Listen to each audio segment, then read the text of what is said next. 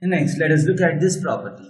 Integration minus a to a fx dx is equal to 0 if f of minus x is equal to minus f of x. 2 times this if f of minus x is equal to plus f of x.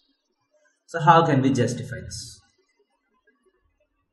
So integration minus a to a f of x dx can be written as integration minus a to 0 f of x dx plus integration 0 to a f of x dx.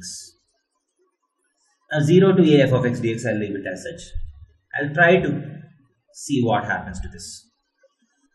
So in this, let minus x is equal to t, or x is equal to minus t. So minus dx will be equal to dt. What happens to the limits? So this becomes x limit is minus a, so minus x limit becomes plus a to 0 f of, in the place of x get minus t into dx is minus dt. That is equal to, so this minus can be sent inside and the limits can be interchanged. 0 to a f of minus t dt. Now integration variable is a dummy variable, so this is equal to integration 0 to a f of minus x dx. So this term is exactly same as 0 to a f of minus x dx. So if I substitute this here, so this becomes integration 0 to a f of minus x dx plus integration from 0 to a f of plus x dx.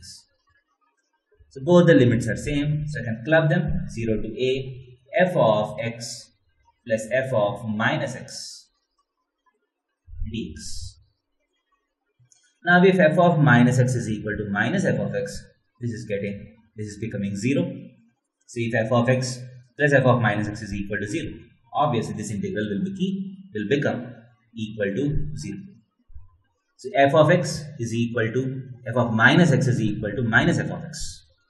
Means that f of x plus f of minus x will always be equal to 0. Hence this integration becomes 0.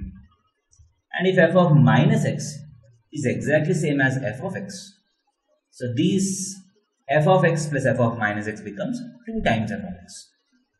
So 2 comes out and f of x dx, you get this formula.